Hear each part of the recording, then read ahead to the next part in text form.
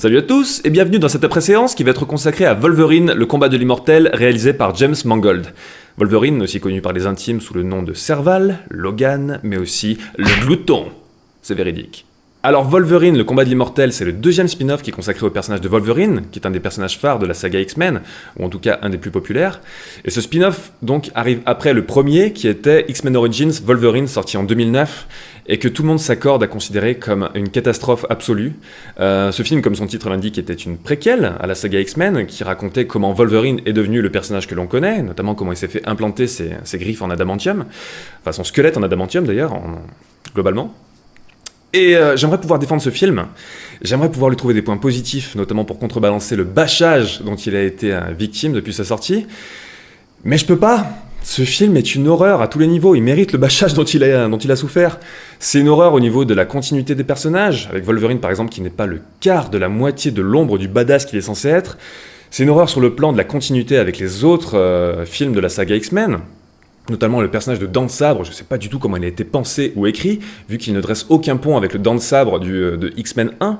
Riker aussi qui n'est pas du tout menaçant, ou la séquence d'implantation de l'adamantium qui n'est pas du tout aussi traumatique que ce qu'on pouvait voir dans les séquences de flashback de X-Men 1 et 2.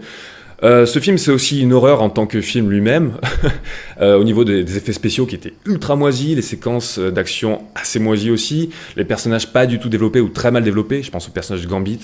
Quelle idée de le mettre dans ce film. Enfin bref, X-Men Origins Wolverine à oublier. Wolverine, le combat de l'immortel, au contraire, n'est pas une préquelle. Son action se déroule après X-Men 3. Pour celles et ceux qui n'ont pas vu X-Men 3 encore, je vais peut-être pas spoiler la fin, donc disons que Wolverine est encore sous le choc du traumatisme qu'il a subi à la fin de X-Men 3. Il a décidé de s'isoler et de vivre comme un ermite, barbu et chevelu dans la forêt, jusqu'à ce qu'une japonaise le retrouve, et cette japonaise travaille pour un monsieur que Wolverine a sauvé à Nagasaki en 1945, lorsque la bombe atomique américaine a été larguée. Et ce monsieur est mourant et veut voir Wolverine une dernière fois pour le remercier encore de l'avoir sauvé. Donc il fait venir Wolverine à Tokyo, et comme on le voit dans les bandes annonces, ce n'était qu'un prétexte pour faire venir Wolverine, et en fait lui proposer de lui ôter le fardeau de l'immortalité, lui ôter son facteur régénérant. Parce que l'immortalité, en fait, le condamne donc à vivre pour toujours et à voir ce qu'il aime mourir. Et Wolverine n'en peut plus, il ne tient plus du tout à la vie. On pouvait déjà déceler ça dans les films X-Men, et c'est un peu le même enjeu dramatique que dans Highlander finalement. Wolverine, le combat de l'immortel, est entre autres inspiré par une série de comic books qui a été publiée dans les années 80 et qui a notamment été scénarisée par Frank Miller. Et parmi les comic books qui sont consacrés au personnage de Wolverine, ça fait partie c'est l'une des sagas en tout cas les plus populaires qui soit. C'est celle où Wolverine part au Japon. Et le concept à la base, je le trouve déjà super intéressant, parce qu'il y a une opposition totale entre, d'une part, Wolverine qui symbolise la bestialité, l'instinct de survie, l'instinct de combat le plus primitif qui soit, et de l'autre, il y a la société japonaise qui est une des sociétés les plus raffinées qui soit. Donc il y a un espèce de paradoxe total entre les deux.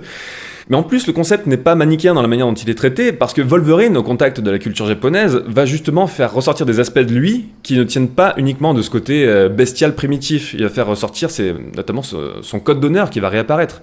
Alors ce Wolverine, le combat de l'immortel, qu'est-ce qu'il vaut ? Eh ben, pas mal. Pas mal du tout.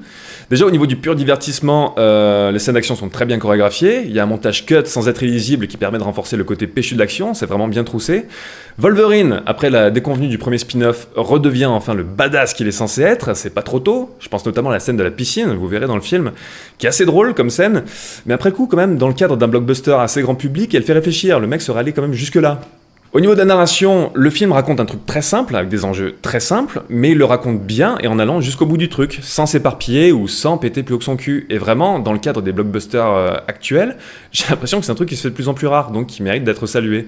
Un point positif aussi, c'est que beaucoup de place est accordée au développement des personnages. Trop de place, apparemment, selon certaines personnes qui ont gueulé en disant qu'il n'y avait pas assez de scènes d'action pour un film de super-héros ou un film centré sur Wolverine en tout cas. Mais faudrait savoir ce que vous voulez, les mecs. D'habitude, vous gueulez parce que les blockbusters sont trop stupides. Là, voilà un blockbuster qui prend son temps pour développer la psychologie des personnages. Et quand on envoie un Wolverine traumatisé dans une société où il n'a plus aucun repère, c'est pas pour laisser cette psychologie au placard. Bon, après, le film est très simple, il développe pas des trucs révolutionnaires en termes de psychologie, mais au moins, il prend son temps pour établir des personnages auxquels on va s'attacher, et pas nous sortir des enjeux entre personnages sortis de nulle part. Et je me demandais ce que James Mangold, le réalisateur, pourrait apporter au film. Parce que Mangold, je trouve que c'est un mec fascinant. Il a une carrière faite de films qui sont très très différents les uns des autres. Pour son versant un peu plus auteur, entre guillemets, on va dire, il a par exemple fait Copland, qui est un film policier avec Stallone qui est absolument génial. Il a fait Identity avec John Cusack, qui est un film psychologique vraiment intelligent et roublard, j'ai trouvé. Dans un autre registre, il a fait un film très académique, Walk the Line, qui est un biopic sur Johnny Cash, pour lequel Witherspoon a eu l'Oscar d'ailleurs.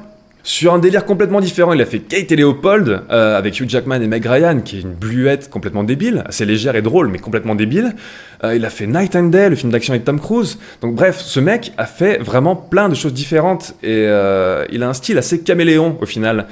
Et donc pour ce qu'il a apporté à Wolverine, c'était assez difficile à identifier, j'ai trouvé, notamment à cause de ce côté caméléon, mais c'est aussi dû au fait que bien sûr Wolverine est un blockbuster somme toute calibré. Après, au détour de certaines scènes, j'ai trouvé que Mangold a réussi à assurer quelques détours un petit peu poétiques, on va dire, ou en tout cas des bouts de scène ou des scènes qui détonnent avec ce que doit être, entre guillemets, un blockbuster aseptisé. Notamment la scène où Wolverine se bat contre un clan de ninjas et qu'il est criblé de flèches qui sont reliées à des cordes par lesquelles les ninjas le retiennent. Cette scène a un dénouement, j'ai trouvé très très très joli, très beau, très esthétisé, avec un côté très pictural, on va dire, dans la manière de filmer ça.